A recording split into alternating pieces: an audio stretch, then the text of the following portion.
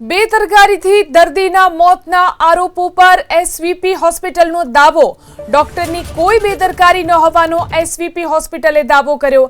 21મી તારીખે દર્દીને ઇમરજન્સી વિભાગમાં દાખલ કરવામાં આવ્યા હતા। મહિલા દર્દીને ન્યુમોનિયાની સારવાર અપાઈ હતી। દવાઓ આપવાથી પણ તબિયતમાં સુધારો નહોતો થયો। એચઓડી નિયમિત રાઉન્ડ લેતા હતા, પરિવારજનોને સતત માહિતી આપતા હતા। પરિવારજનોના આરોપો બાદ તપાસ થઈ રહી છે। આ નિવેદન એસવીપી તરફથી આપવામાં આવ્યું છે।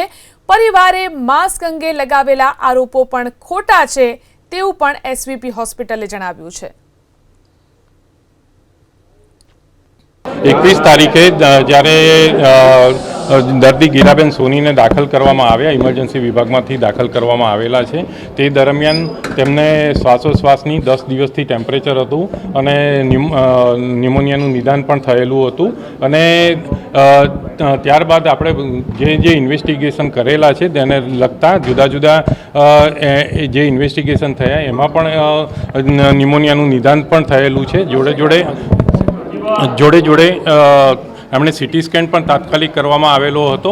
એમાં જમણી બાજુના ફેફસામાં ન્યુમોનિયાનો મોટો પેચ હતો અને જે દવાઓ આપવાથી પણ રિઝોલ્વ નહોતો થતો અને એને કારણે આવા કેસ હોય છે ત્યારે જે સ્ટાન્ડર્ડ ગાઈડલાઇન્સ છે એ મુજબ બ્રોન્કોસ્કોપીથી આપણે કફ ખેંચી અને એને તપાસ માટે આપતા હોઈએ છીએ। એચઓડી રેગ્યુલર રાઉન્ડ લેતા હતા અને દર્દી અને એમના સગાને રેગ્યુલરલી બ્રીફ કરવામાં આવેલું છે। ઇવન સ્થિતિ જે દર્દીના બેટી છે એમને પણ અમે રેગ્યુલરલી બ્રીફ કરેલું છે।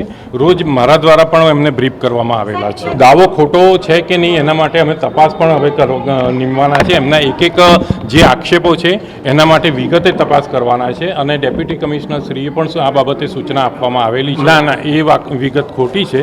જ્યારે બાયપેપ માસ્ક લગાડીએ છીએ ત્યારે એને જો ઇલ ફિટિંગ હોય એટલે કે જો બરાબર ફિટ ના થતો હોય તો તેમાંથી લીકેજ થાય અને પછી જે રિઝલ્ટ આવવું જોઈએ ના મળે। એટલે એના માટે તો તમે જો જે વિડીયોમાં જે કીધેલું છે તો એક માણસ પણ જોડે એટલે કે અમારા બ્રધર પણ એટલે કે અમારો સ્ટાફ પણ જોડે એ વખતે દર્દીની જોડે જ હતો કાયમ।